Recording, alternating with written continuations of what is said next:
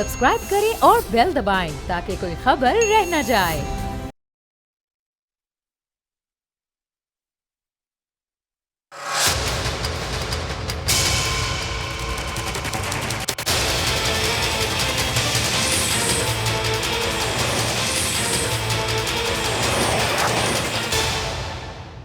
अस्सलाम वालेकुम, आप देख रहे हैं प्रोग्राम बस बहुत हो गया। मैं हूं अरबाब जहांगीर। आलमी रहनुमाओं, सियासतदानों और अरबपति अफराद की खुफिया दौलत और माली लेन देन की तफसीलात की दस्तावेजात पेंडोरा पेपर्स के नाम से अब सामने आ चुकी हैं। इस लिस्ट में 700 से जायद पाकिस्तानियों के नाम भी सामने आए हैं।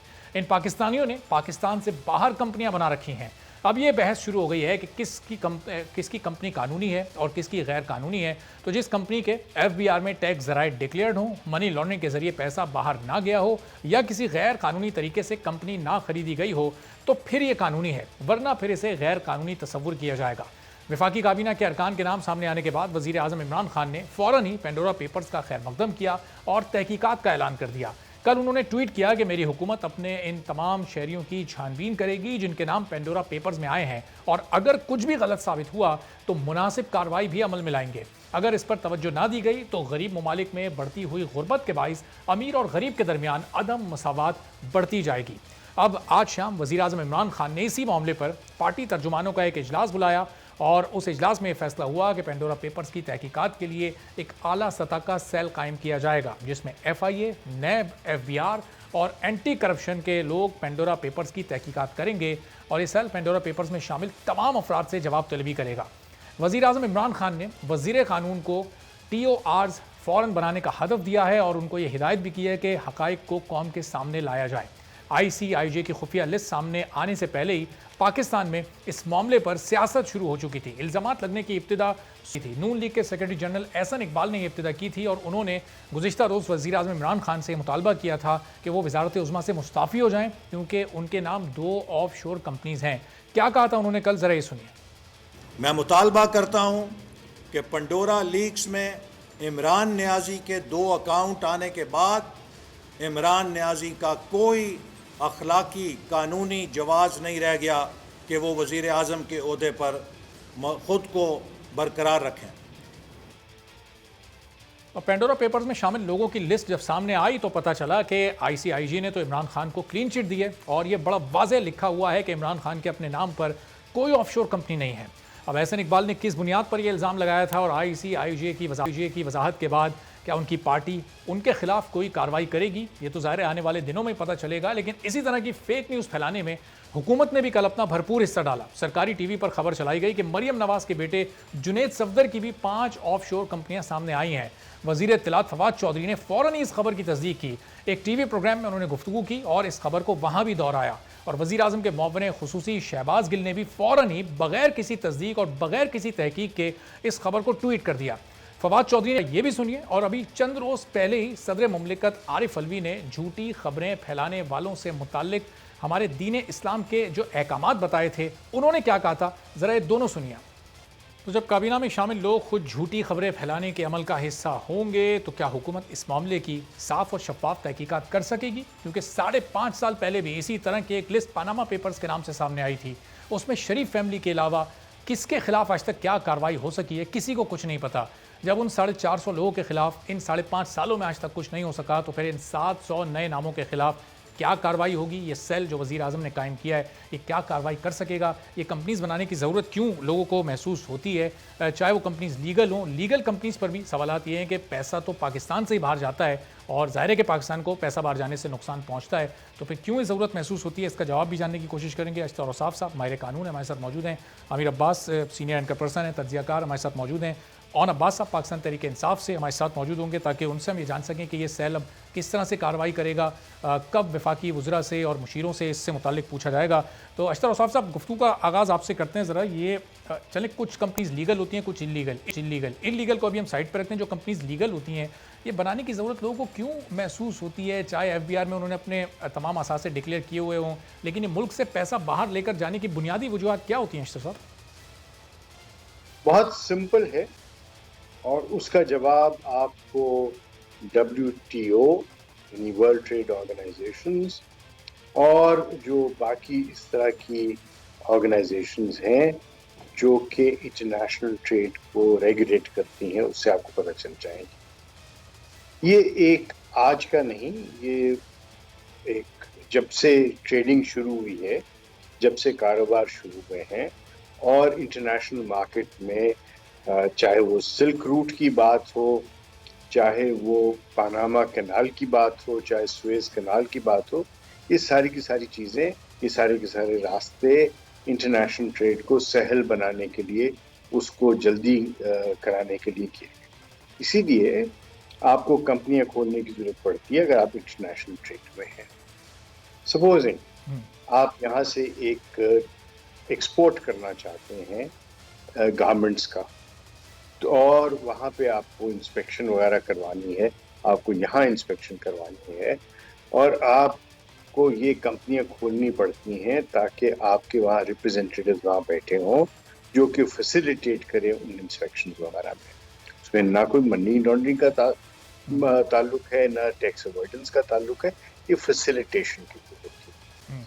छोटी सी मिसाल दूंगा आपको, PIA का एक इदारा है जिसका नाम है PIA होल्डिंग, और ये आज का इदारा नहीं है, बहुत पुराना है। आपको पता है कि उसका रजिस्टर्ड ऑफिस कहाँ है? ब्रिटिश वर्जिन आइलैंड्स में। ये क्यों गैर कानूनी बात है? ये कोई गलत बात है? ये कोई टैक्स अवॉइडेंस की बात है? नहीं, ये फैसिलिटेट करने की बातें हैं। और इंटरनेशनल ट्रेड जो है वो मल्टीनेशनल कंपनीज होती क्या है? मल्टीनेशनल बाज़ात खुद इस चीज़ की गवाजी करती है कि एक कंपनी जिसकी बहुत सारी ब्रांचेस बहुत सारे मुल्कों में हो। अब अगर आप पाकिस्तान को देखेंगे तो पाकिस्तान का भी कानून ये कहता है कि जो अगर कोई इंटरनेशनल कंपनी यहाँ पे आके ट्रेडिंग करना चाहती है, यहाँ पे आके कारोबार करना चाहते हैं, तो उनको पाकिस्तान में भी एक कंपनी खोलनी पड़ेगी। तो वो कंपनी को खोलेंगे जब, तो उस मुल्क जहाँ से वहाँ से काम हो रहा है उसके लिए वो ये ऑफशोर कंपनी होगी। ऑफशोर एक गाली बन गई है। ऑफशोर जो है वो इस तरह है जिस तरह कोई बहुत ही कबीह और बहुत ही बुरा काम हो रहा है जिसके अंदर सिर्फ मनी लॉन्ड्रिंग होनी। नहीं भाई, ऐसे नहीं है। इंटरनेशनल यानी बैनुल अक़वामी जो आपका कारोबार है उसके लिए बहुत ज़रूरी चीज़ें हैं। सही। तो अशरफ साहब, ये बड़ी आपने बड़ा सिंपल तरीके से बहुत आसान अल्फाज में ये इसकी वजाहत कर दी। लेकिन फिर ये पनामा में 450 लोगों के जो नाम आए थे उसमें शरीफ फैमिली के खिलाफ जो कार्रवाई हुई हमने देखा, फिर इसमें जो दूसरे बिजनेसमैन थे और दूसरे शोबों से ताल्लुक़ रखने वाले लोग थे, क्या उन तमाम लोगों की कंपनीज़ वो इसी तरह लीगल थीं? वो उन्होंने इसी मैकेनिज़्म को फॉलो करते हुए खोली थी जो आपने बयान किया, इसी वजह से फिर मज़ीद तफसीलात हमारे सामने नहीं आ सकी, या फिर उनके खिलाफ कहीं कोई किसी भी लेवल पे तहकीकात हुई नहीं है? इसके दो पहलू हैं। आप देखेंगे कि पनामा लीक्स में शरीफ ख़ानदान को टारगेट किया गया, और वहाँ पे जब आप हिस्ट्री आप पढ़ेंगे इस सारे केस की और उसकी जो जजमेंट है, इसमें पनामा में जो प्रॉपर्टीज बताई गई थी उसकी वजह से सुप्रीम कोर्ट ने उनको नहीं नाअहल करार दिया। ना वो प्रॉपर्टी उनकी थी, ना वो कंपनीज जिनकी वो मिल्कियत में थी उसमें मियां नवाज शरीफ का नाम था, बिल्कुल भी नहीं था। उनको नाअहल करार दिया गया था एक अकामा की वजह से, और वो अकामा जो है वो उनके बेटे की कंपनी थी और वो दुबई में थी। और वहाँ पे भी बात ये थी कि इन्होंने क्या उसके अंदर किसी किस्म की तनख्वाह नहीं ली थी, और चूंकि तनख्वाह नहीं ली थी इसलिए वो अनडिक्लेयर्ड एसेट था। अब ये मुझे बताइए, जब ये सिलसिला होगा तो फिर बाकी मामला क्या होंगे? जो पनामा के अंदर इतने लोगों के नाम आए उनमें से किसी को कभी भी प्रोसिक्यूट नहीं किया। तो ये नजर ये आ रहा है कि इस जो चीजें हैं जो इलीगली ऑब्टेन्ड एविडेंस है। देखिए, लीक का क्या मतलब है कि एक चीज जो खुफिया चीज को मंजर-ए-आम पर लाया जाए। जी, वो कौन सी है जो कि उस मुल्क के कानून के मुताबिक खुफिया रखनी है।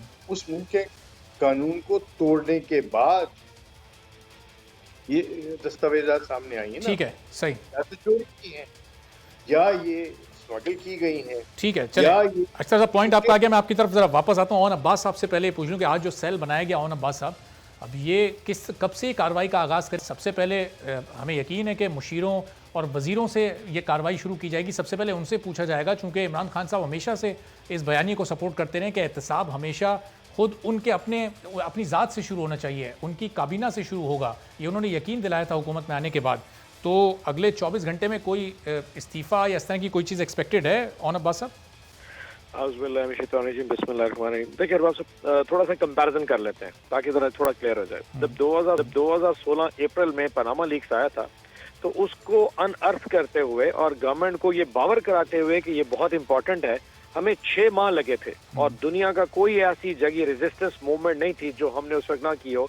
यानी कि रायवंड हम गए, पूरे पाकिस्तान में हमने कॉर्नर मीटिंग्स की, आखिर में लॉकडाउन की तरफ गए थे, तब जाके मजबूर हुए थे। और फिर उसके बाद जब नवाज शरीफ साहब नाअहल हो गए थे, उसके बाद भी 444 लोगों जो बाकी थे 2 साल गवर्नमेंट में उन्होंने उनको छेड़ा कोई नहीं। कल रात को जब 9:30 बजे ये हुआ तो आप देखें कि प्राइम मिनिस्टर साहब ने एग्जैक्टली 9:50 पे उनकी पहली ट्वीट आ गई थी कि ये तो मेरा जो बयानिया है, जो मेरा नैरेटिव है, जैसे मैंने आज से कोई तकरीबन 3 हफ्ते पहले उन्होंने यूएनओ में एक तकरीर की थी, उसमें भी उन्होंने कहा था कि जो डेवलप कंट्रीज हैं वो सेफ हेवन्स बनती जा रही हैं और गरीब ममालिक से जो करप्शन का पैसा यहाँ से शिफ्ट हो रहा है वो वहां जाके स्टैश कर रही हैं, वहां पे छुपा रहे हैं और इसको रोकना चाहिए।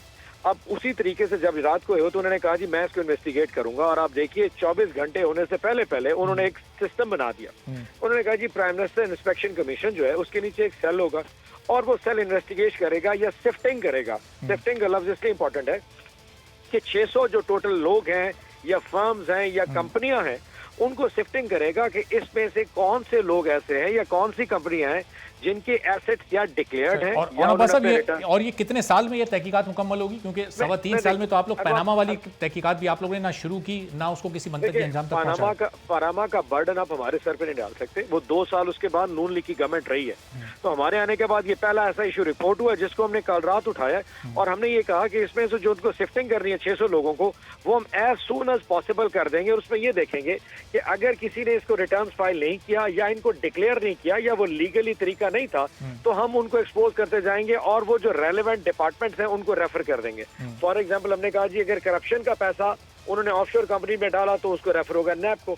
अगर वो पैसा मनी लॉन्ड्रिंग के लिए इस्तेमाल हुआ पाकिस्तान से बाहर पैसे भिजवाने के लिए, तो इसका आगाज शौकत तरीन साहब से होगा, फैसल वाडा साहब से होगा, खुसरो बख्तियार साहब से होगा। देखिए I can assure you there must be कोई क्राइटेरिया जरूर होगा। अभी तो आज पहला दिन है, थोड़े इसके TORs या SOPs बन जाएंगे, लेकिन रेस्ट अश्योर कि अगर हमने ये शुरू कर दिया है तो विद इन कुछ अर्से में अगले 2-3 हफ्तों में आपको कम से कम वो शिफ्टिंग का प्रोसेस नजर आ जाएगा। अच्छा चलिए 2-3 हफ्तों में शुरू हो जाएगा। ऑन साहब मैं वापस जरा आपकी तरफ आता हूँ। अमीर अब्बास साहब, आपको ये लगता है कि ऑन अब्बास साहब जो कह रहे हैं वाकई इसे बयानात तक महदूद नहीं रहेगा मामला, अमली इकदाम भी हमें होते हुए दिखाई देंगे? क्योंकि इससे पहले भी हमने देखा इन 3 सालों में कई कमीशंस बने, बड़ी सुस्त रफ्तारी से उनकी तहकीकात होती हैं, फिर जो जिम्मेदार लोग होते हैं उनमें से किसी को कहीं सज़ा भी नहीं मिलती, सिर्फ ओहदे से हटा दिया जाता है, फिर वो थोड़े अरसे बाद इधर उधर से होते हुए फिर काबीना में कोई और जिम्मेदारी दे दी जाती है। जी एक कमीशन बनाया है सामने पिछले 10-15 साल में जो कर्जे लिए गए जिसमें नून लीग ऑफ पीपल पार्टी के तौर पर बिलखुसूस फोकस किया गया, कर्जे लिए गए वो कहाँ अप्रोप्रिएशन ऑफ फंड्स हुए, क्या उसमें से पैसा लूटा गया, क्या कोई अंडर एडवाइसिंग हुई, क्या कुछ हुआ। आज तक 1 साल ज्यादा हो गया इसको, आज तक उसकी कोई रिपोर्ट हमारे सामने नहीं आ सकी। शुगर कमीशन पर शुगर इंक्वायरी करवाई प्राइम मिनिस्टर, बड़ा अच्छा काम था, लेकिन उसमें से किसके खिलाफ कोई सजा हुई है आज तक हमारे सामने नहीं आ सकता, बल्कि वो लोग साथ में इमरान खान साहब की खुसरो बख्तियार।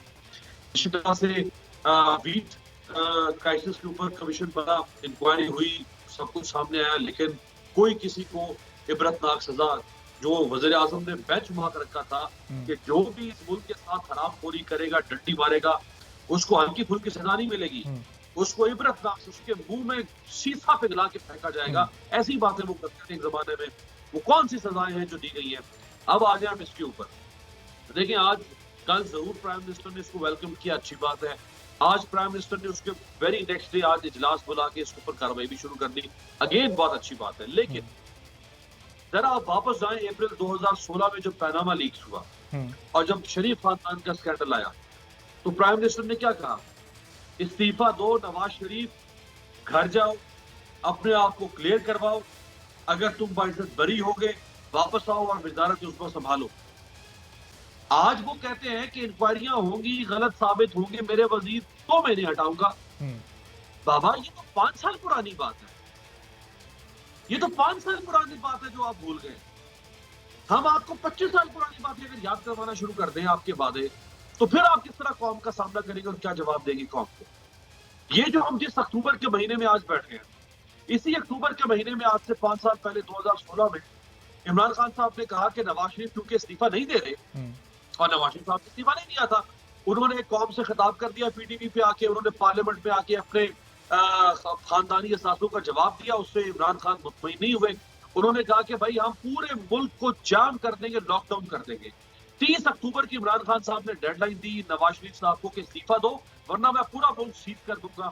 उन्होंने 2 नवंबर को पूरे मुल्क के बड़े बड़े शहरों में अपने पार्टी वर्कर्स बिठा दिए। यकीनी तौर पे औरंगाबाद साहब भी अपने इलाके में जाके इन्होंने भी उस वक्त हड़तालें की होंगी और जाम किया होगा शहर को।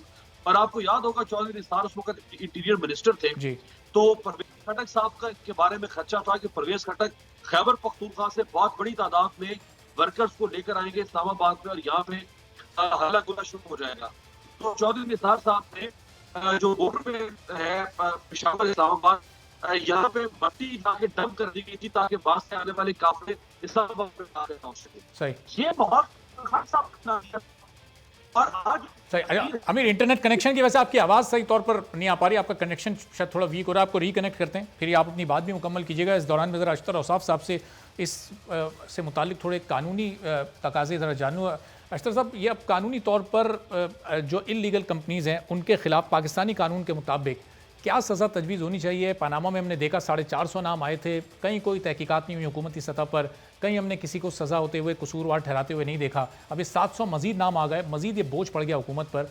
कानूनी तौर पर किस तरह से इस मामले को आगे बढ़ना चाहिए? 2 पहलू हैं इसके। एक तो ये कि हमने ये देखना है कि जो पब्लिक ऑफिस होल्डर्स हैं उनको एक कैटेगरी में हम लेके आएंगे और जो दूसरे अशखास हैं उनको दूसरी कैटेगरी में लेके आएंगे। जो पब्लिक ऑफिस होल्डर्स हैं उनकी कोई मॉरल अथॉरिटी नहीं है, उनका कोई जवाब नहीं है कि जब तक ये इंक्वायरी चल रही है वो हुकूमत में रहें। हुकूमत ने फैसला जो किया है वो किया है प्राइम मिनिस्टर्स इंस्पेक्शन सेल। अब आप प्राइम मिनिस्टर इंस्पेक्शन सेल का जो सारा दायरा कार है उसको देख लें, उसके अंदर ये मामला नहीं आ सकते। उसमें इंस्पेक्शन सेल का जो वजूद है वो किसी और मकसद के लिए है, वो एडमिनिस्ट्रेटिव जहाँ पे मैल फंक्शंस हुए हैं उसके लिए है। तो एक तो ये वहाँ पे नहीं होना चाहिए, वो गैर कानूनी बात है। सही। वो मुहम्मल होगा, वो बिल्कुल ही गलत हो जाएगा। जो पब्लिक ऑफिस होल्डर्स हैं उनको अपनी वेल्थ टैक्स रिटर्न्स जो उन्होंने जमा कराई हैं वो कसौटी होगी। उस कसौटी में देखा जाएगा कि इन्होंने जो ऑफशोर कंपनीज में इन्वेस्टमेंट्स की हैं क्या वो डिक्लेयर्ड हैं। अगर वो डिक्लेयर्ड हैं और वो सही तरीके से यहाँ से पैसा बाहर गया है या बाहर से ही पैसा उनमें आया है तो वो बड़ी हो जाएगी। They can then come back with a thumping हार पहन के कि जी हम पर ज़िम्मा हो गए। जो दूसरे अशखास हैं अगेन देखना होगा कि उन्होंने किस कारोबार के तहत ये सब कुछ किया।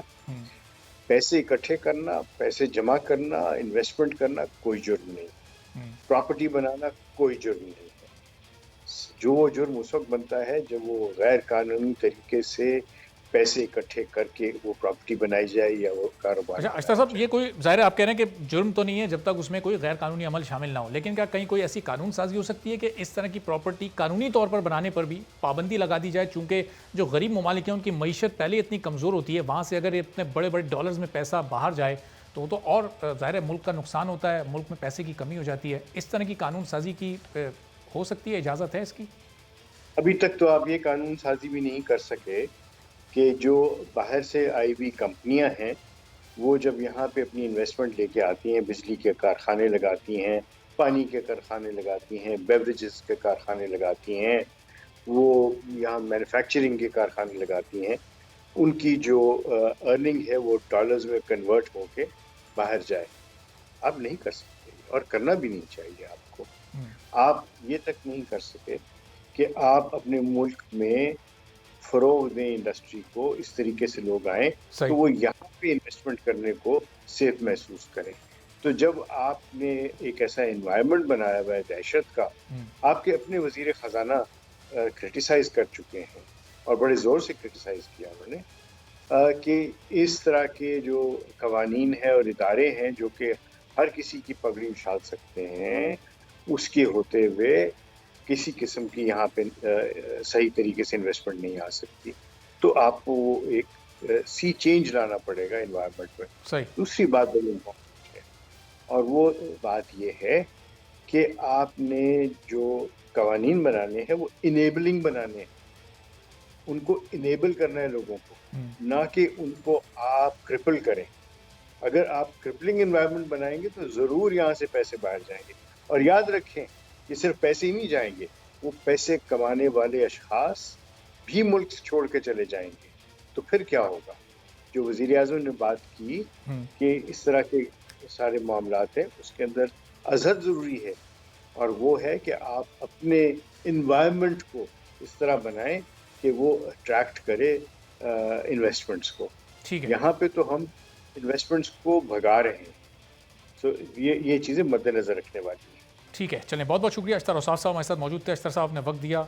एक ब्रेक छोटा सा लेना, ब्रेक के बाद ऑन अब्बास और अब दोनों हमारे साथ मौजूद हैं और उनसे ज़रा इसी मामला से मुताल्लिक मज़ीद गुफ्तगू करेंगे कि जो वुज़रा का जो काबीना के अरकान है उनका इस सिलसिले में जो एहतसाब है, जो उनसे पूछगछ है, वो तो बहुत ही जल्दी हो सकता है। इलेक्शन कमीशन से उनके कागजात मंगवाए जा सकते हैं, उसमें देखा जा सकता है कि किसने अपनी कौन कौन सी कंपनी को डिक्लेयर किया है या नहीं किया, और फिर उनके खिलाफ कार्रवाई का फैसला करना शायद दिनों की बात होगी। इस सिलसिले में क्या अमली इक़दाम उठाए जाएंगे, एक ब्रेक के बाद बात करें।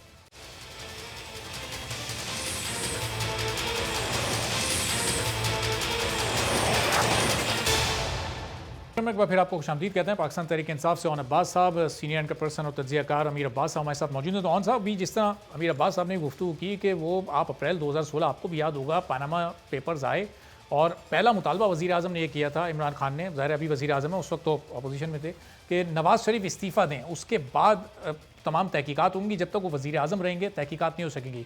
अभी शौकत तरीन साहब वज़ीर ख़जाना है, FBI और अगर दीगर आपको किसी इदारे से तहकीकात करवानी है तो शौकत तरीन के वज़ीर ख़जाना रहते हुए किस तरह से तहकीकात शफ़ाफ़ हो सकेंगी? माजी में जो उसूल, जो ज़वाबित इमरान खान साहब ने उस वक्त की हुकूमत के लिए तय किए थे, आज अपनी हुकूमत के लिए उनके कुछ अंदाज़, कुछ तौर तरीके तब्दील हो गए, उसूल बदल गए? ऑन अब्बास साहब देखिए, अरबाब से थोड़ा सा ना पहले ये समझने की जरूरत है कि ऑफशोर कंपनी बनती कैसे और उसमें उस वक्त नवाज शरीफ के साथ इशू क्या बना था। Majority of the offshore company सिर्फ इसलिए बनती है कि वो टैक्स बेनिफिट ले सके, और जहां जिस शहर में या जिस मुल्क में इनको रजिस्टर्ड कराया जाता है, वो जब दूसरे मुल्क में जाके इन्वेस्टमेंट करती है तो उसके ऊपर जो लॉज हैं उस जगह के एप्लीकेबल हो जाते हैं। सो फॉर अगर किसी ने बरमूदा में बना ली है और पाकिस्तान में इन्वेस्टमेंट कर रहा है तो पाकिस्तान का टैक्स रेट जो 35% है वो नहीं लगेगा, वो बरमूदा का जो रेट चल रहा होगा वो टैक्स लॉज के हिसाब से वो टैक्स एप्लीकेबल जो कि बहुत लो या जीरो के करीब होता है।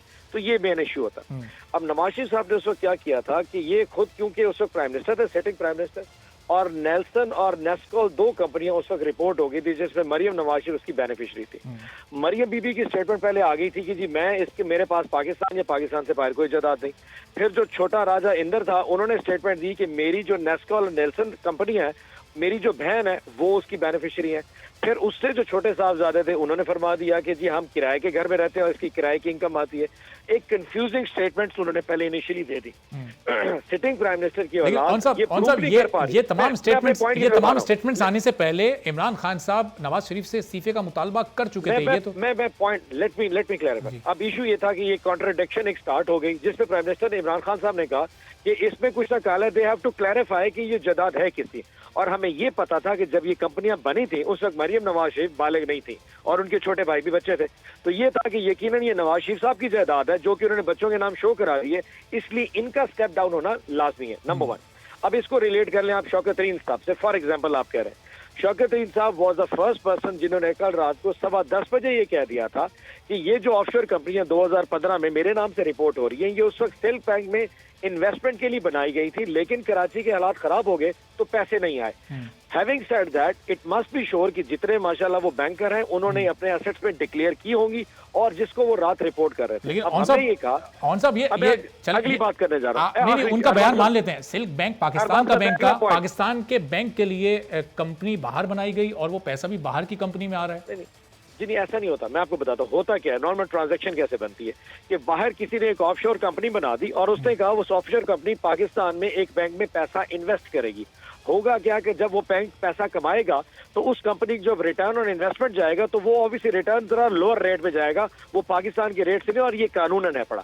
अब मैं अगली जो बात करने जा रहा हूँ, जब ये प्राइम मिनिस्टर इंस्पेक्शन कमीशन काम शुरू करेगा तो इन तमाम 600 लोगों को या 700 लोगों को चेक करेगा कि जो जो वो स्टेटमेंट दे रहे हैं लॉफुली लीगली पाकिस्तान के कानून के मुताबिक क्या उन्होंने उसको शो किया है, डिक्लेयर किया है, या उसके ऊपर जो जो रेट ऑफ रिटर्न बनता वो है, या उसमें आखिरी चीज आ जाती है कि अगर उसमें डिक्लेरेशन नहीं है, रिटर्न में फाइल नहीं है, तो क्या फिर उसमें मैलाफाइडी या फाइनेंशियल एम्बेजलमेंट क्या हो सकती है। अगर वो फाइनेंशियल एम्बेजलमेंट उसमें नजर आ गई तो फिर हम उसको रेलेवेंट डिपार्टमेंट की तरफ रेफर कर देंगे। सो ये नवाज शरीफ साहब से रिलेट करना इस मौके के ऊपर ये मेरे ख्याल में थोड़ा अनजस्टिफाइड है। हफ्ते, 2 हफ्ते, 3 हफ्ते में जैसे प्राइम मिनिस्टर इंस्पेक्शन कमीशन इनको सबको एक दफा वो स्टडी कर लेगा, वो ऑटोमेटिकली बता देगा जी हमें ये रेलेवेंट डिपार्टमेंट्स, ये डॉक्यूमेंट्स मिल गए जिसके मुताबिक ये कंपनी सेटल डाउन हो गई, ये जो है ये क्लैरिफाई नहीं होगा, इसको फर्दर इन्वेस्टिगेशन के लिए फर्दर डिपार्टमेंट को भेज देंगे, उससे थोड़ा क्लैरिटी आएगी। वरना जो एक रिपोर्ट आई है वो तो एक इन्वेस्टिगेटिव जर्नलिज्म की ठीक है। रिपोर्ट है। चलें, अभी जो उसकी फर्क आपने बेस पे अब्बास साहब नहीं ये जाता। नवाज शरीफ जी। साहब के केस और शौकत तरीन साहब के केस का बताए, अमीर अब्बास साहब ये काबिल कबूल है आपके लिए फर्क? क्योंकि बात खान साहब के उसूलों की हो रही थी कि एक नाम पैनामा पेपर्स में आया हो या पेंडोरा पेपर्स में आया हो, दोनों नामों के लिए उसूल एक होना चाहिए, लेकिन अब वो टेक्निकलिटीज़ के वो केस ज़रा मुख्तलिफ था, शौकत तरीन साहब का केस मुख्तलिफ है, तो ये जो दलील, जो मंतक पेश किया और अब्बास साहब ने, इससे इत्तेफाक करते हैं आप? नहीं, औन साहब मेरे भाई हैं और बड़े प्यारे भाई हैं, मैं बिल्कुल इस मंतक को तस्लीम नहीं करता। देखे, इमरान खान साहब की हुकूमत की हर खामी की मंतक मौजूद है।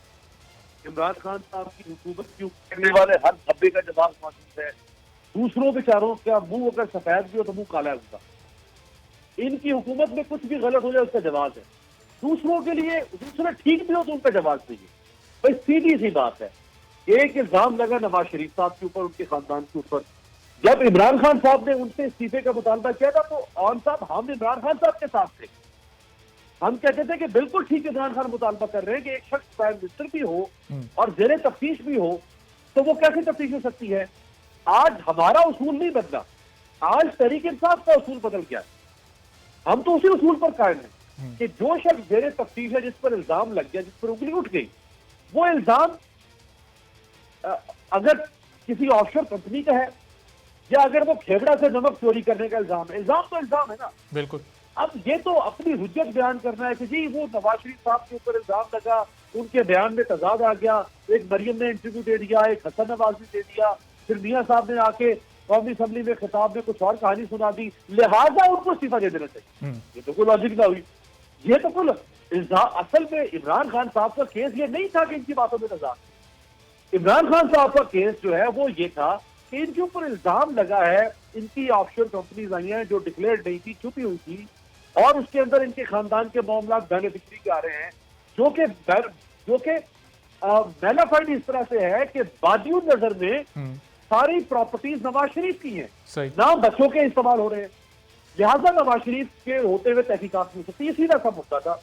अब आज भी वही बात है कि खुसरो बख्तियार भी फेडरल मिनिस्टर है, इसी तरह से शौकत तरीन भी फेडरल मिनिस्टर है, मुनीर सलाई भी फेडरल मिनिस्टर है, उनके होते हुए तहकीकात शफाफ नहीं हो सकती है।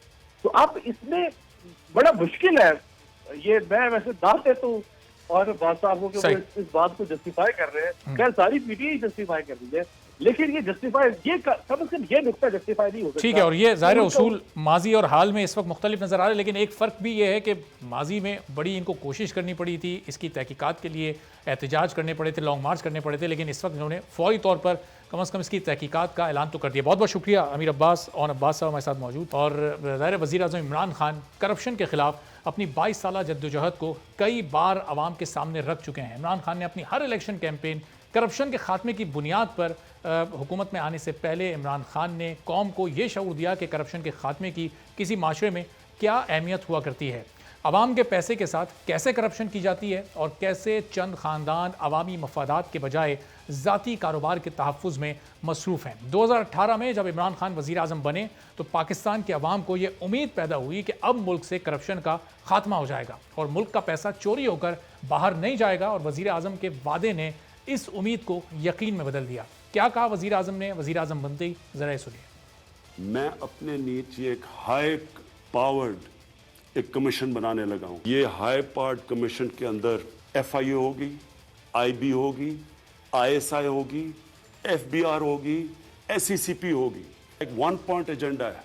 10 सालों में इन्होंने इस मुल्क के ऊपर 24,000 अरब रुपया कर्जा कैसे चढ़ाया। जो इक्तदार में होंगे ये मेरी कमीशन इनको पूरी तरह इन्वेस्टिगेट करेगी। मुझे कोई ब्लैकमेल करने की कोशिश करे ना कि मेरी गवर्नमेंट चाह रही है, ये तो बड़ी छोटी चीज़ है गवर्नमेंट जाने की।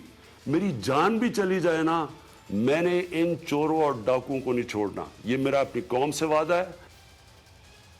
लेकिन वज़ीर-ए-आज़म इमरान खान के 3 साल दौर में भी करप्शन के स्कैंडल्स की एक लंबी फहरिस्त है, जिसकी वजह से हुकूमत संभालने से अब तक वज़ीर-ए-आज़म इमरान खान की काबीना में भी 6 बार बड़ी तब्दीलियां सामने आ चुकी हैं, जबकि कई वज़रा और कई हुकूमती ओहदेदार मुस्ताफ़ी हुए या ओहदे से अलहदा किए गए, जिनमें आज़म स्वाति, बाबर आवान, जहांगीर तरीन, अलीम खान, आमिर कियानी, अजमल वज़ीर, समीउल्लाह चौधरी, ज़फ़र नदीम, नदीम बाबर और दीगर कई ऐसे नाम शामिल हैं। अगस्त 2018 में वज़ीर-ए-आज़म इमरान खान ने अपने ओहदे का हल्फ उठाया। उनकी जमात करप्शन के खात्मे के मंशूर के साथ हुकूमत में आई।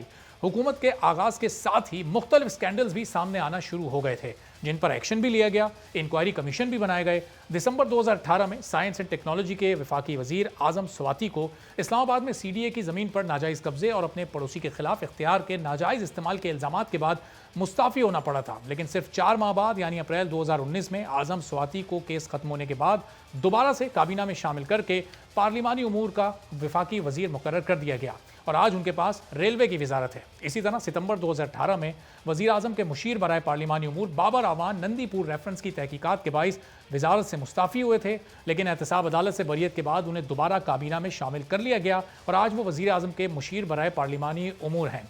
फरवरी 2019 में नैब ने आमदन से ज़ायद असासा-ए-जात केस में पंजाब के सीनियर वज़ीर और वज़ीर आज़म इमरान खान के करीबी दोस्त अलीम खान को गिरफ्तार किया, जिसके बाद उन्होंने वजारत से इस्तीफ़ा दे दिया। लेकिन रिहाई के बाद अप्रैल 2020 में उनकी भी सूबाई काबीना में वापसी हो गई। ये 3 केसेस ऐसे थे जिसमें मुतल्लिका वज़ीरों और मुशीरों ने अपना नाम सामने आने के फौरी बाद इस्तीफ़ा दिया, अपनी पोजीशन क्लियर की, फिर दोबारा ओहदे संभाल लिए। लेकिन इसी दौरे हुकूमत में कई अरबों रुपए के स्कैंडल्स ऐसे भी आए हैं जिसमें अभी तक यही तयन नहीं किया जा सका कि अवाम की जेब से पैसा निकलने का और करप्शन का जिम्मेदार है कौन। अप्रैल 2019 में उस वक्त के वज़ीर सेहत आमिर महमूद कियानी के खिलाफ अद्वियात की कीमतों में 400% इजाफे का स्कैंडल सामने आया, जिसके बाद उन्हें ओहदे से बरतरफ किया गया और आमिर कियानी से वजारत सेहत वापस लेकर उनकी जगह डॉक्टर ज़फ़र मिर्ज़ा को वजारत सेहत के लिए वज़ीर आज़म का मुअव्विन ख़ुसूसी मुकर्रर किया गया। 2.5 साल गुजर गए, ना दवाओं की कीमतें नीचे आईं, ना ही दवाएं महंगी करने वालों को सज़ा मिली। इसके बाद मार्च 2020 में FIA की तहकीकात में डॉक्टर ज़फ़र मिर्ज़ा और deputy director drab Ghazanfar Ali के खिलाफ 2 करोड़ मास्क की स्मगलिंग, भारत से जान बचाने वाली अद्वियात दरामद करने की आड़ में दूसरी अद्वियात और वाइटामिन की दरामद का स्कैंडल भी सामने आया। और फिर जून 2020 में नैब ने साबिक वज़ीर सेहत आमिर महमूद कियानी के खिलाफ इंक्वायरी और मुअव्विन ख़ुसूसी बराए सेहत डॉक्टर ज़फ़र मिर्ज़ा के खिलाफ शिकायत की जांच पड़ताल की मंजूरी दी, लेकिन इसमें भी किसी को कसूरवार नहीं ठहराया गया। इसके अलावा और कई कमीशन हैं जिससे मुताल्लिक़ आने वाले दिनों में आपको आगाह करेंगे। अभी एक ब्रेक लेते हैं और ब्रेक के बाद जब वापस आएंगे तो बलूचिस्तान की एक गैर यकीनी सियासी सूरत हाल है। BAP की सदारत से जाम कमाल जो वज़ीर आला बलूचिस्तान है उन्होंने इस्तीफ़ा दे दिया, इसकी क्या वजूहात हैं, इस पर बात करेंगे एक ब्रेक के बाद। प्रोग्राम में एक बार फिर आपको खुशामदीद कहते हैं और बलूचिस्तान की सियासी सूरत हाल पर कुछ बात करते हैं। ख़ासतौर पर बलूचिस्तान अवामी पार्टी के अंदर इस वक्त खासी अजीबो गरीब सी सूरत हाल का सामना है। सदर जो है जाम कमाल साहब जो वज़ीर आला बलूचिस्तान भी हैं, उन्होंने सदारत से इस्तीफ़ा दे दिया। इससे पहले उनके खिलाफ अपोजिशन की तमाम जमातों ने मिलकर तहरीक अदम एतमाद के लिए कोशिश की थी। जाम कमाल साहब ने क्यों ये इस्तीफ़ा दिया है, इससे पहले चेयरमैन सेनेट सादिक संजरानी साहब आए थे और पार्टी के जो नाराज़ रहनुमा थे आपस में उनको कुछ मनाने का सिलसिला चल पड़ा था। अब इस वक्त सूरत हाल है क्या वाकई पार्टी किसी इख्तिलाफ का शिकार है, जाम कमाल साहब ने किसी इख्तिलाफ की बुनियाद पर इस्तीफ़ा दिया, और अगर वाकई ऐसा है तो फिर उनकी जो हैसियत है वज़ीर आला की हैसियत से वो कितनी कमज़ोर साबित हो सकती है। सरफराज बुगटी साहब बलूचिस्तान अवामी पार्टी के सीनियर रहनुमा हमारे साथ मौजूद हैं। सरफराज साहब बहुत शुक्रिया प्रोग्राम के लिए, आपने वक्त निकाला। ये आपकी जमात में इस वक्त क्या मामला चल रहे हैं? क्या जाम कमाल साहब तमाम लोगों के लिए सदर के तौर पर काबिल कबूल नहीं थे? बिस्मिल्लाहिर्रहमानिर्रहीम। बिल्कुल ऐसी कोई बात नहीं थी। जाम साहब काबिल कबूल थे, काबिल कबूल हैं और काबिल कबूल रहेंगे। जाहिर है पार्टी के चंद अनासर ऐसे हैं, चंद लोग होते हैं, हर जगह पर होता है, जिनकी लाइकिंग्स और डिसलाइकिंग्स हैं। जहाँ पर डिसलाइकिंग है जान साहब के लिए, वहीं पर लाइकिंग्स भी हैं, और ये उनका प्रोगेटिव था। क्योंकि नवंबर में पार्टी का इलेक्शन कमीशन के हुक्म के मुताबिक इलेक्शन होना है, तो उन्होंने यही मुनासिब समझा है कि वो अगर खुद एज प्रेसिडेंट इलेक्शंस कराएंगे तो प्रॉब्ली वो अपने कोऑर्डिनेटर को देना चाह रहे थे कि ताकि इलेक्शन जो है वो फ्री एंड फेयर हो सकें पार्टी की।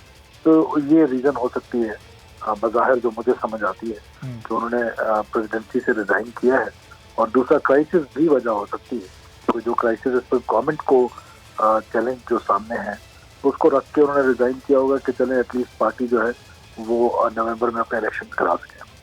सही। तो सरफराज साहब, आपने कहा कुछ अनासिर पार्टी में ऐसे भी हैं ज़ाहिर है जिनके लिए डिसलाइकिंग होगी जाम कमाल साहब की, तो ऐसे अनासिर की डिसलाइकिंग की क्या वजूहत हो सकती हैं? क्या उनकी परफॉर्मेंस एज वज़ीर आला या फिर पार्टी के सदर के तौर पर उनकी परफॉर्मेंस उनकी डिसलाइकिंग का सबब है? जो मखसूस अनासिर हैं उनकी बात कर रहा हूँ। देखिए, इसका बेहतर जवाब तो वो देंगे जिनको कोई इशू है, लेकिन मैं ये समझता हूँ कि जाम कमाल साहब ने जो गवर्नेंस का मॉडल है बलूचिस्तान में, उसको बड़ी हद तक इम्प्रूव किया है और उसमें बहुत हद तक बेहतरी लेकर आए हैं।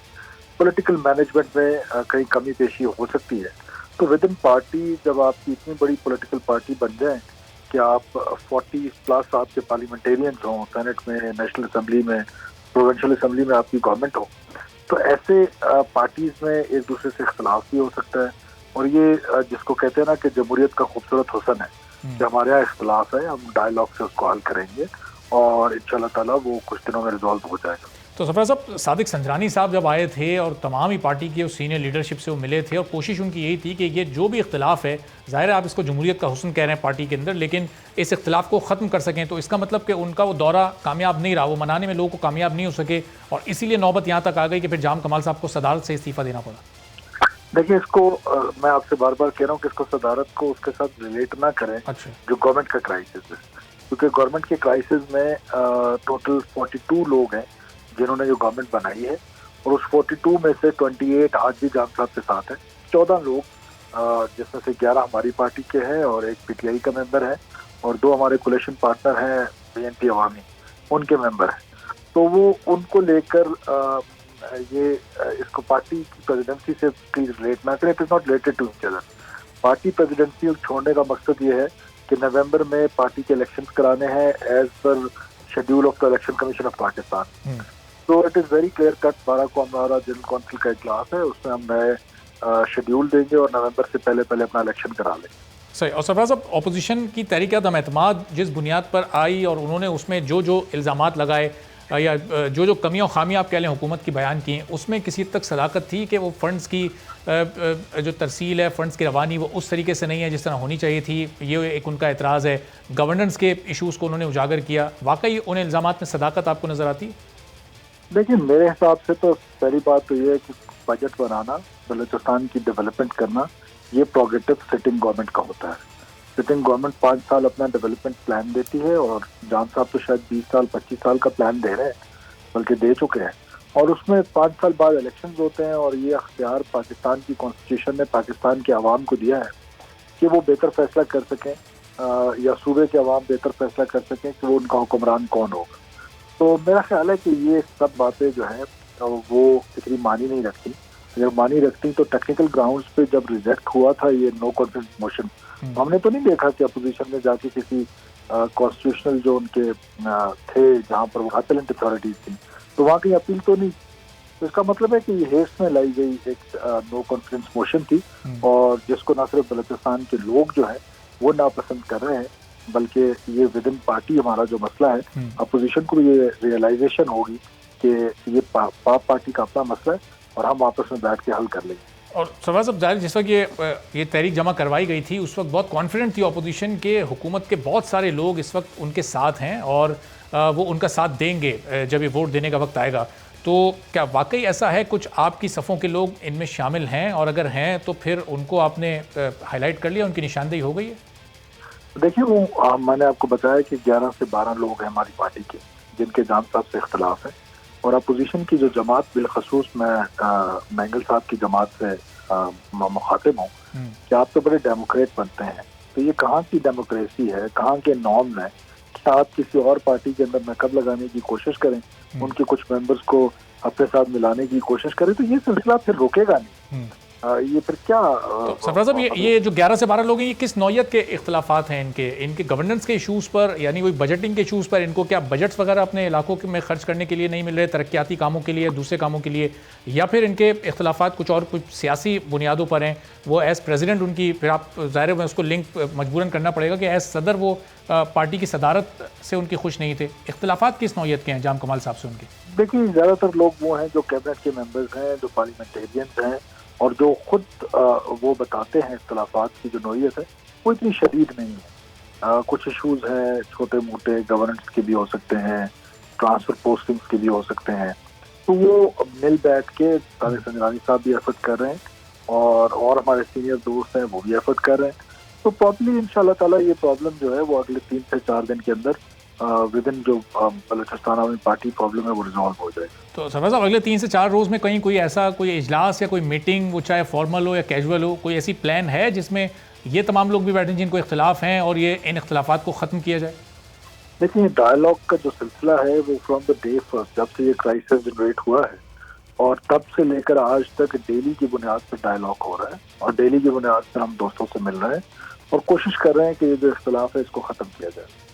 सही। और सरफराज साहब, अब ये खुद आप अपनी इस हुकूमत की कारकर्दगी से आप कितने मुतमईन हैं? ज़ाहिर 2.25 साल बाद आप लोगों को फिर आवाम में जाना है। अभी तक जो आपकी ये 3.25 साल की कारकर्दगी है, इस बुनियाद पर ये कॉन्फिडेंस है आप लोगों को कि बलूचिस्तान के अवाम एक बार फिर आपको मैंडेट देंगे, अगली बार आप हुकूमत बनाने में कामयाब हो सकते हैं? कितने % आपको चांसेस नज़र आ रहे हैं?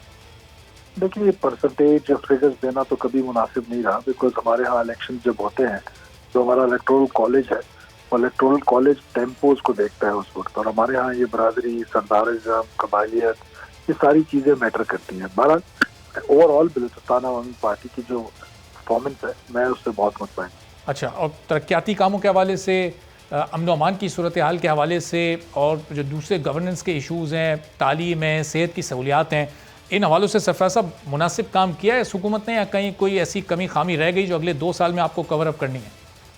देखिए, बेहतरी की गुंजाइश तो हमेशा रहती है और बेहतरी की गुंजाइश अब भी है, लेकिन मैं समझता हूँ कि गवर्नेंस जो है वो पहले से इम्प्रूव हुई है। और लॉ एंड ऑर्डर की जहाँ तक बात है उसमें चूँकि बलूचिस्तान की अपनी फ्रैजिलिटीज़ है, उसमें कभी बेहतरी आ जाती है, कभी वो ख़राब हो जाते हैं। हमसाया ममालिक में जो कुछ डेवलपमेंट्स हो रही होती है उनका भी डायरेक्टली इफेक्ट बलूचिस्तान पे आ रहा होता है। तो it is always like a pendulum, कभी वहाँ पर होते हैं उस एक्सट्रीम पे, कभी उस एक्सट्रीम पे, कभी दरमियान में। तो ये तो सिचुएशन ऐसी रहती है। जहाँ तक गवर्नेंस की बात है चीज़ें बहुत इम्प्रूव हुई। सही। और सरफराज साहब, आखिर में अब ये जो एक क्राइसिस आपकी पार्टी के अंदर है, एक जो हुकूमत वाला क्राइसिस है, ये इस पर किस हद तक काबू आप लोग पा लेंगे? चूँकि अभी तो एक तहरीक अदम एतमाद आई, वो अगले साल ना आए, ज़ाहिर है वो कॉन्स्टिट्यूशनली 6 माह तक तो बात नहीं आ सकती दोबारा, लेकिन अगले साल फिर ऐसी सूरत हाल ना हो, ये इख्तलाफात मज़ीद शदीद ना हो, इसके लिए मुनासिब इक़दाम आपकी जमात लेने जा रही है? देखिए, पार्टी के अंदर there is no crisis, we are going for election, और हमारे जो इलेक्शन हैं वो बिफोर नवंबर हम करा लेंगे। जहाँ तक रही गवर्नमेंट में, यस, तो गवर्नमेंट में देयर इज़ अ क्राइसिस और उस क्राइसिस को रिजॉल्व करने की कोशिश की जा रही है, और मैं नहीं समझता हूँ कि हमारे दोस्त किसी भी ऐसे तहरीक का हिस्सा होंगे जो पीडीएम की तरफ से हो, जो अपोजिशन जमातों की तरफ से हो। सही। बस सरफराज साहब, आखिरी सवाल भी ये, ज़ाहिर है जाम कमाल साहब ने सदारत से तो इस्तीफ़ा दे दिया, वो तो अब इलेक्शन होंगे और एक थ्रू प्रॉपर चैनल पार्टी के सदर का इंतखाब होगा, लेकिन अगर कोई भी ऐसी खुदा न खास्ता सूरत हाल होती है कि वज़ीर आला की पोजीशन से उन्हें इस्तीफ़ा देना पड़ता है, वो सीट छोड़नी पड़ती है, तो फिर उनका अल्टरनेट कौन होगा? पार्टी के माइंड में कोई 1-2 नाम ऐसे चल रहे हैं जो नॉमिनेशन हो उनकी? देखिए, मैं इस थ्योरी पे बिलीव नहीं करता हूँ। मेरा ख्याल है कि जाम साहब विल कंटिन्यू। अच्छा, चलें, बहुत बहुत शुक्रिया। सरफराज बुगटी साहब कह रहे हैं कि जाम साहब ही कंटिन्यू करेंगे और अपना दौर कामयाबी से, और हुकूमत ने अब तक जो भी इक़दाम उठाएँ अपनी हुकूमत की कारकर्दगी से वो खासे मुतमईन दिखाई देते हैं। आज के प्रोग्राम से फ़िलहाल इतना ही, इजाज़त दीजिए, अल्लाह हाफ़िज़।